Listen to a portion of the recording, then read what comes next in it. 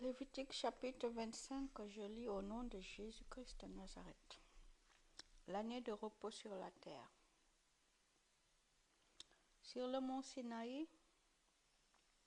le Seigneur dit à Moïse de donner aux Israélites les enseignements suivants. Quand vous serez entrés dans le pays que je vais vous donner, vous laisserez régulièrement la terre se reposer à mon honneur.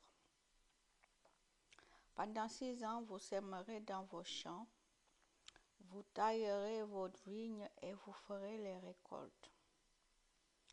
La 7e année me sera consacrée. Ce sera une année de repos complet pour la terre. Vous ne devrez pas semer dans vos champs, ni tailler vos vignes.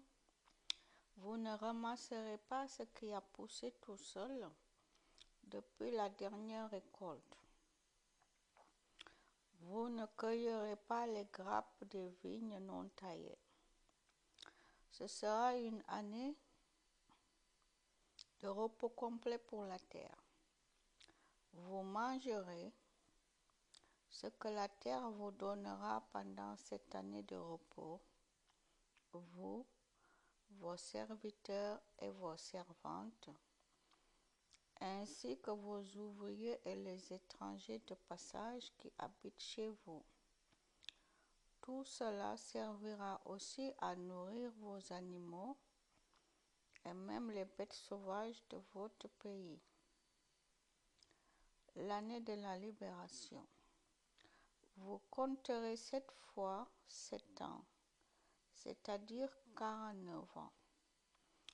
Ensuite, le 7e mois, le 10 du mois, le grand jour du pardon, vous ferez entendre la corne de bélier dans tout le pays et vous pousserez de grands cris. De cette façon, vous ferez de cette 50e année une année consacrée au Seigneur. Vous annoncerez la libération pour tous les habitants du pays. Ce sera pour vous une année de réjouissance.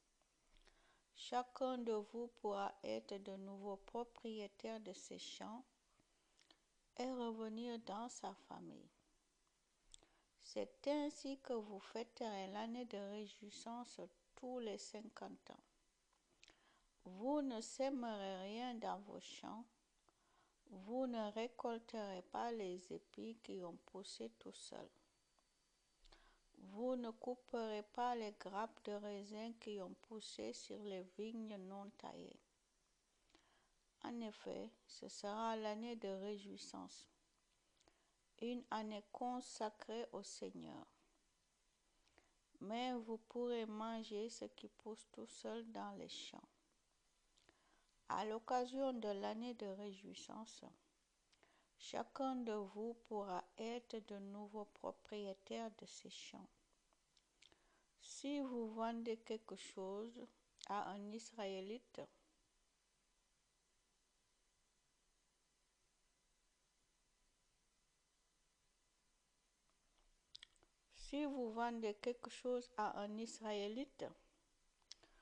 ou si vous lui achetez quelque chose, vous ne devez pas profiter de lui. Achetez ou vendez en tenant compte des années passées depuis la dernière année de réjouissance. Et donc, tenez compte aussi des années de récolte qui restent jusqu'à la prochaine année de réjouissance. Plus il restera d'années, plus votre prix de vente sera élevé. Moins il restera d'années, plus votre prix sera bas. En effet, pour vendre, on tient compte du nombre de récoltes à faire. Ne profitez pas de votre prochain. C'est ainsi que vous me respecterez.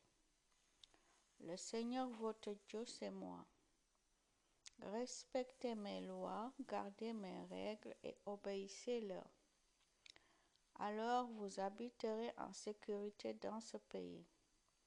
La terre donnera des récoltes, Vous aurez toujours assez à manger et vous habiterez en sécurité. Vous allez peut-être vous demander, qu'est-ce que nous allons manger la 7e année? En effet, nous ne devons pas semer, nous ne devons pas faire des récoltes. Eh bien, je vous bénirai la 6e année. Je commanderai à la terre de donner des récoltes pour 3 ans. La 8e année, vous sèmerez dans vos champs. Mais cette année-là, vous mangerez encore l'ancienne récolte. En effet, vous aurez assez de nourriture pour attendre la récolte de la 9e année. Le droit de racheter des terres. Vous ne vendrez jamais une terre de façon définitive. En effet, la terre est à moi le Seigneur. Vous serez comme des étrangers et des gens de passage dans mon pays. C'est pourquoi dans tout ce pays que je vous donnerai, vous établirez les règles permettant de racheter des terres. Supposons ceci. Un de vos frères israélites devient pauvre et il doit vendre une de ses terres. Un de ses parents proches qui possède le droit de racheter doit racheter cette terre. Si cet homme pauvre n'a pas de parents qui possèdent ce droit, il trouvera peut-être les moyens de racheter lui-même sa terre. Il calculera la somme d'argent qu'il doit à l'acheteur en comptant le nombre d'années qui restent jusqu'à l'année de réjouissance. Il paiera et il sera de nouveau propriétaire de sa terre. S'il ne trouve pas les moyens de rembourser la terre, celle-ci appartient toujours à l'acheteur. Cela dure jusqu'à l'année de réjouissance. Cette année-là, l'homme pauvre sera de nouveau propriétaire de sa terre. Voici un autre cas. Quelqu'un vend une maison située dans une ville entourée de murs. Il a le droit de la racheter pendant un certain temps seulement, c'est-à-dire pendant 1 an à partir de la vente. Si personne ne rachète la maison au bout d'1 an, elle appartient pour toujours à l'acheteur et à ses enfants. Ils ne devront pas la rendre l'année de réjouissance. Mais les maisons situées dans les villages qui ne sont pas entourées de murs, on leur applique les mêmes règles qu'aux champs du pays. Celui qui vend sa maison a toujours le droit de la racheter. En tout cas, il en sera de nouveau propriétaire l'année de réjouissance. Pourtant, les Lévites ont toujours le droit de racheter leur maison située dans les villes des Lévites. Même si un autre Lévite a acheté une de ces maisons, il devra la rendre à son premier propriétaire l'année de réjouissance. En effet, les Lévites possèdent seulement ces maisons en Israël. Les champs situés autour de leur ville ne doivent pas être vendus. En effet, les Lévites les possèdent pour toujours. Les prêts aux pauvres. Supposons ceci, un de vos frères israélites devient pauvre et il ne peut pas vous rembourser. Vous devez l'aider pour qu'il continue à vivre auprès de vous. Vous ferez la même chose pour un étranger de passage ou un étranger installé dans votre pays ou pour quelqu'un de passage. Vous ne lui demanderez pas d'argent en plus de sa dette. De cette façon, vous montrerez du respect pour moi, votre Dieu, et votre frère pourra vivre auprès de vous. Si vous lui prêtez de l'argent, ne lui demandez pas une somme en plus de sa dette. Si vous lui fournissez de la nourriture, Ne lui demandez pas de vous la rendre avec un supplément. Le Seigneur votre Dieu, c'est moi. Je vous ai fait sortir d'Égypte pour vous donner le pays de Canaan et devenir votre Dieu. Le droit de racheter des personnes. Supposons ceci. Un de vos frères israélites est devenu pauvre et il doit se vendre à vous.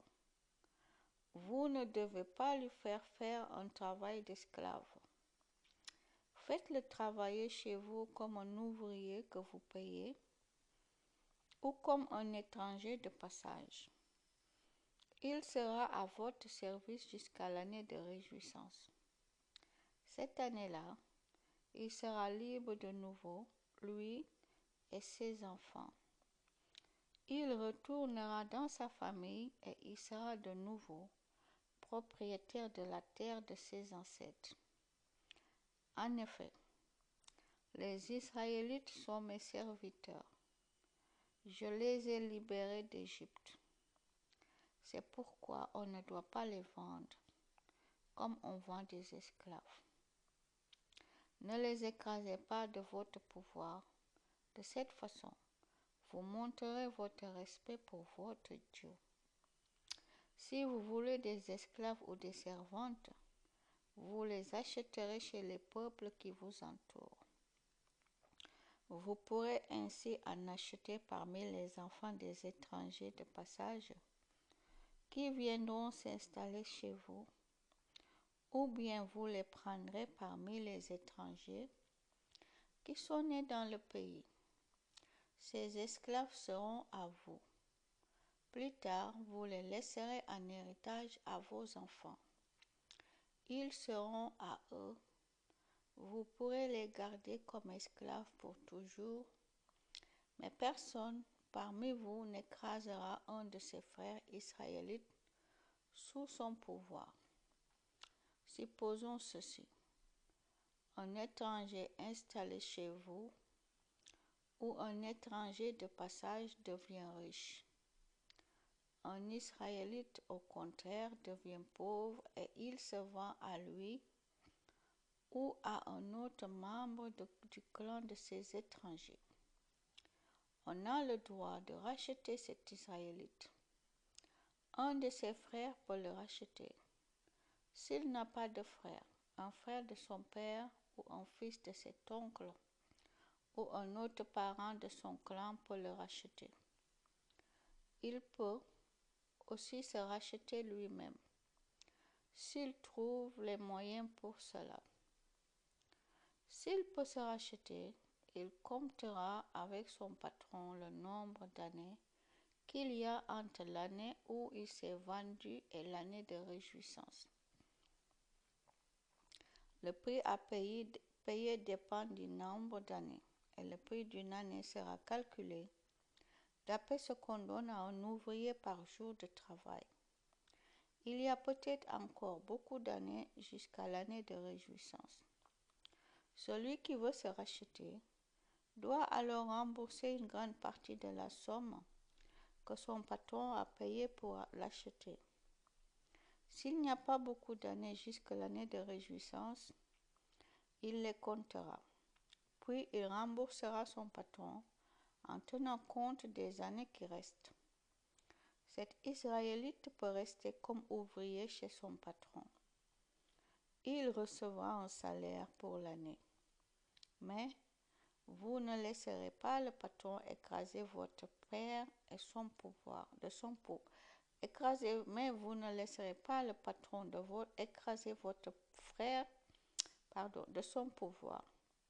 Si cette réalité israélite n'est pas rachetée d'une façon ou d'une autre, il retrouvera sa liberté avec ses enfants l'année de réjouissance. Règle pour le peuple qui appartient à Dieu. Conclusion. C'est le Seigneur qui est Dieu. Oui, c'est moi que les Israélites servent.